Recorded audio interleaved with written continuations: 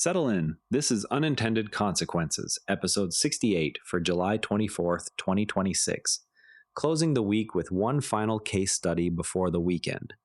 In the spring of 2018, a man named Robert Williams was arrested in his Detroit driveway after a routine errand.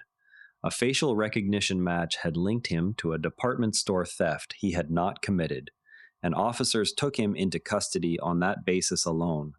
The system responsible had first been trained and deployed for border and airport checks, where officials could argue that a single high-stakes identification justified tolerating a measurable error rate because the alternative was slower manual inspection of every traveler. Now the same capability, running on ordinary police cameras with no additional accuracy requirements, produced a false match that turned an everyday errand into a criminal booking and all the downstream consequences that follow from an arrest record. After the attacks of September 11th, 2001, US and European officials looked for ways to verify identities at borders without lengthening already lengthy lines that were already frustrating passengers and costing airlines money in delays. The Transportation Security Administration and Customs and Border Protection began testing automated facial comparison to confirm that the person boarding a plane matched the passport photo already on file, reasoning that this step could replace some of the visual checks performed by agents. At roughly the same time, phone makers faced a different pressure from consumers who wanted faster unlock methods than typing pins on small screens while still keeping the device secure against casual access. Apple's 2017 introduction of Face ID on the iPhone X was presented as a convenience feature that also raised the bar for device security by requiring a three-dimensional map of the face rather than a simple image. In both settings, the stated goal was the same: reduce friction for legitimate travelers and users while making impersonation harder for anyone who did not match the stored reference. The engineers and policymakers involved worked with the data they had at the time, which meant controlled lighting at airport gates, cooperative subjects holding still for a few seconds, and databases limited to known travelers or device owners. Under those constraints, the accuracy claims appeared reasonable because the conditions matched the training data. But that match between lab conditions and real use would not necessarily travel when the same algorithms moved elsewhere. Between 2013 and 2017, Customs and Border Protection ran pilot programs at airports in Atlanta, New York, and Miami that compared departing passengers' faces against passport images, processing each traveler through cameras mounted at boarding gates. By 2018, the agency had expanded the effort to more than a dozen U.S. airports and was sharing the underlying traveler data with airlines for boarding, which lowered the per-passenger cost once the cameras and matching software were already in place.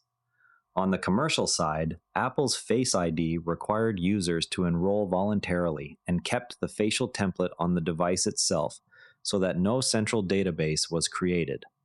Police departments, however, began feeding the same class of algorithms with mugshot databases and street camera feeds, which introduced different lighting, angles, and demographic mixes than the airport gates had provided.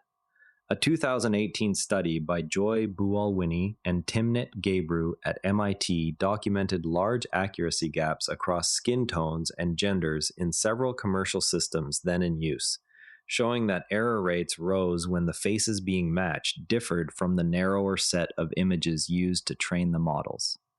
Vendors responded that their latest models performed better under controlled conditions with even lighting and cooperative poses. Critics noted that real-world lighting, camera angles, and demographic distributions rarely matched those conditions, especially once the same systems left the airport environment. Once the cameras, databases, and matching software existed, the marginal cost of pointing them at new populations fell sharply because the hardware was already purchased, the data pipelines were already built, and the algorithms were already running. Retailers tested the technology to identify known shoplifters by feeding store security footage into the same matching process. Sports venues used it to eject banned fans, again relying on existing camera networks rather than installing entirely new infrastructure. School districts in several states installed cameras marketed for visitor management that could also flag students, extending the reach without requiring a fresh public debate about accuracy thresholds. In London's King's Cross development, a network of cameras ran facial recognition for years before public disclosure, illustrating how the same capability could operate quietly once the initial justification of security or efficiency was accepted. In China, the same infrastructure built for airport security and phone payments was repurposed for tracking Uyghur populations and monitoring public demonstrations, showing how quickly the technology could shift from cooperative checkpoint use to broad surveillance once the cameras and databases were already deployed. Each new use began with a plausible safety or efficiency argument, yet the systems carried forward the original error rates and demographic biases because nothing in the technical stack forced a re-evaluation when the context changed. A false match at an airport might delay a traveler for additional screening. The same error in a policing context could produce an arrest or, in some jurisdictions, prolonged detention, because the downstream consequences of a match were now handled by different institutions that had not participated in the original accuracy testing. Because the technology operated passively, individuals rarely knew when their faces were being compared or how long the resulting records would be stored, which removed the feedback loop that might have prompted earlier corrections. Secondary markets emerged as a result. Clearview AI scraped billions of web photos to sell facial search services to law enforcement, extending the reach of systems originally justified for border control by treating publicly posted images as another ready-made database. The original high-stakes, low-volume logic no longer constrained deployment once the capability was cheap and the data already collected, because the decision to add a new camera feed or a new list of faces carried almost no additional technical cost. Public backlash produced a patchwork of responses rather than a uniform set of rules. San Francisco and several other cities banned municipal use of facial recognition, while the European Union considered restrictions in its AI Act that would differentiate between high-risk and lower-risk applications.